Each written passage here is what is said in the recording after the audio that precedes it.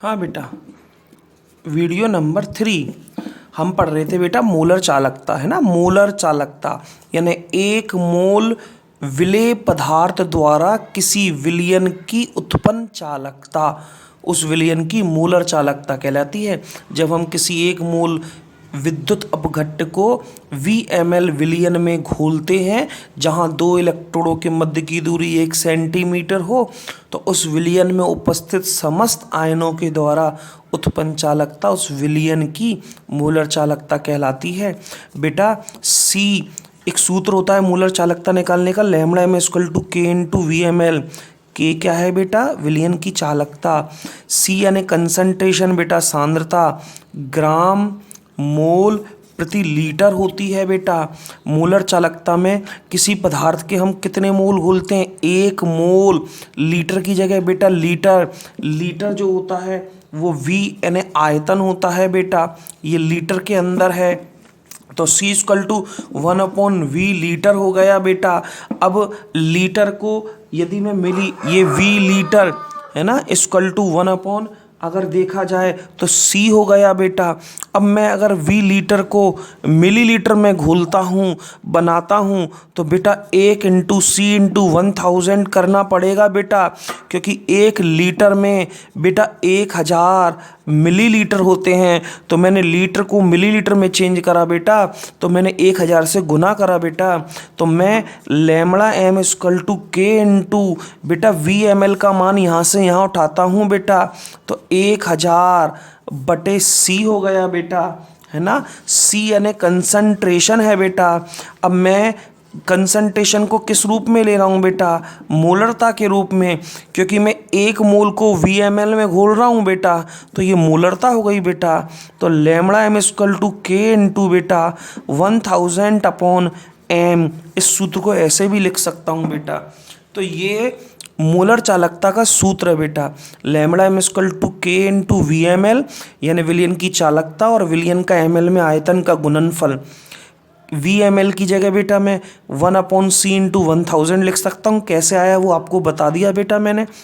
1000/C, यहाँ सांद्रता जो है वो मोलरता के रूप में ले रखी है, तो मैं C की जगह m भी लिख सकता हूँ, क्योंकि सांद्रता का रूप ही तो है मोलरता, है ना। तो ये अब मैं इसके मात्रक की बात करूँ कि इसका मात्रक क्या है लैम्बडा m का, तो दो पद्धति हैं CGS और SI। तो CGS और SI पद्धति में लैम्बडा m यानी मोलर चालकता का मात्रक देखा जाए तो क्या है इसका मात्रक CGS और SI के अंदर? तो siemens centimetre square mole inverse, ये तो CGS पद्धति में है। SI में बोले तो siemens metre square mole inverse, ये SI पद्धति के अंदर है। तो siemens centimetre square mole inverse, SI पद्धति में siemens metre square mole inverse, ठीक है, ये इसका मात्रक है। तो ये मोलर चालकता खत्म बेटा, लैम्बडा m जिसको कहते हैं। नया टॉपिक चालू करते हैं बेटा, वो है लैम्बडा E, है ना, इसको बोलते हैं तुल्यांकी चालकता, है ना, तुल्यांकी चालकता। लैम्बडा E मोलर चालकता की जगह इक्विवेलेंट कंडक्टिविटी EQUVALENT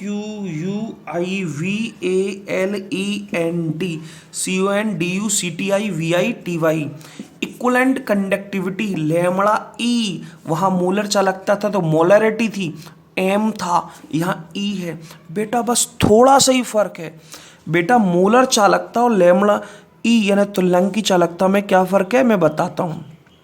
जब मैं मोलर चालकता पढ़ाता हूँ ना बेटा, मोलर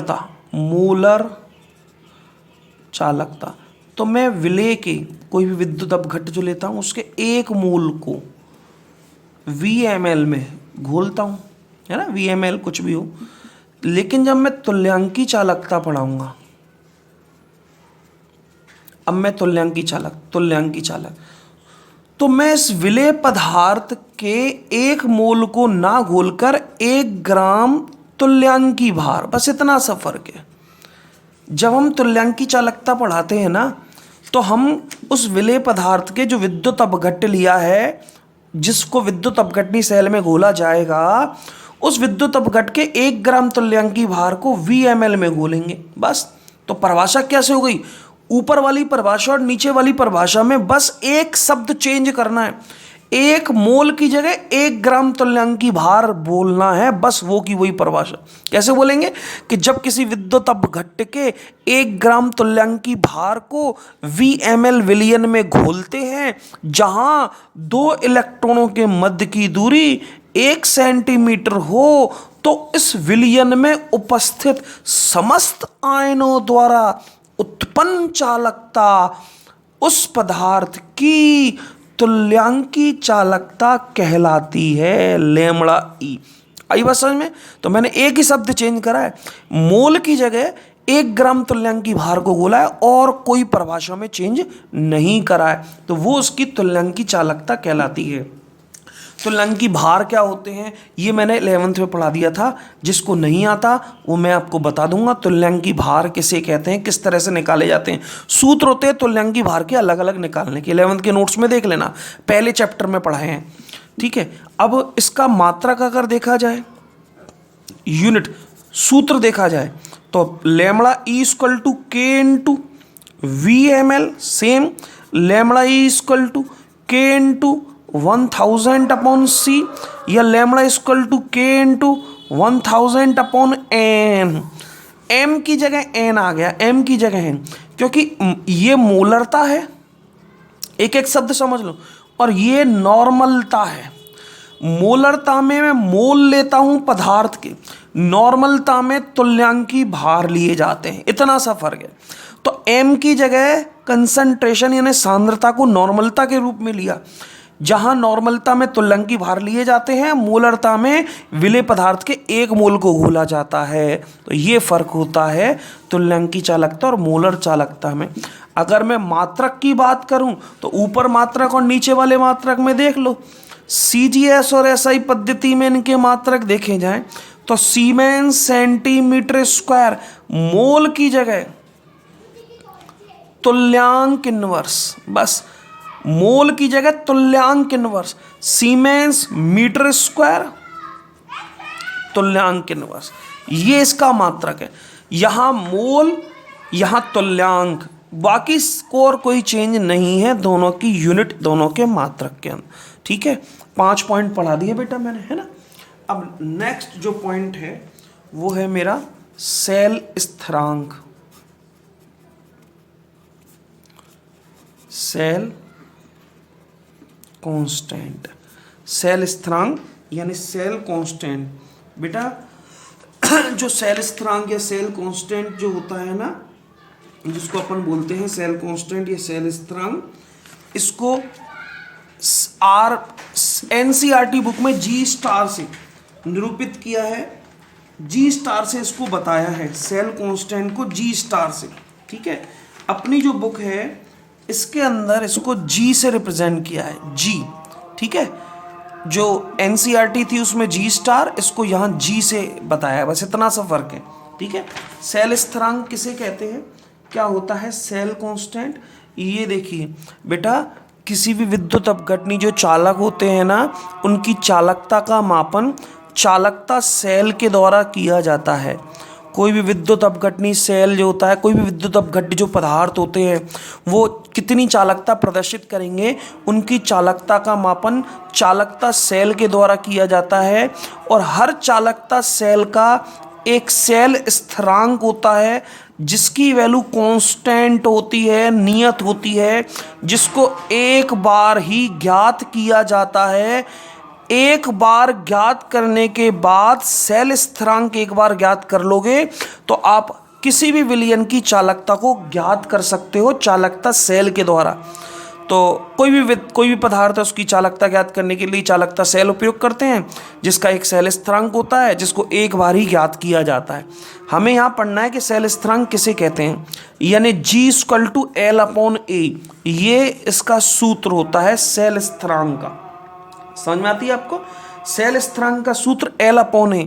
L जानते हो लंबाई, और A क्या है, अनुप्रस्थ काट का क्षेत्रफल, तो इसको सेल स्थिरांक कहते हैं।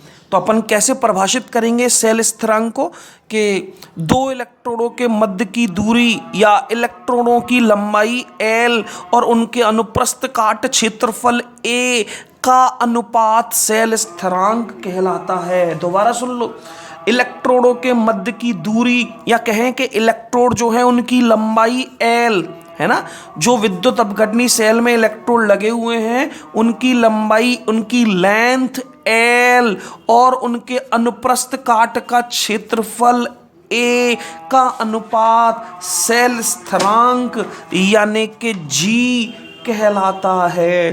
ठीक है, ये एक सूत्र होता है बेटा, K इक्वल टू GL/A लिखा था हमने, K इक्वल टू GL/A है ना, ये सूत्र अपन पहले पढ़ चुके हैं, जहां G कंडक्टेंस, मैंने C इसको लिखा था, याद हो तो आपको, है ना बेटा, K इक्वल टू CL/A।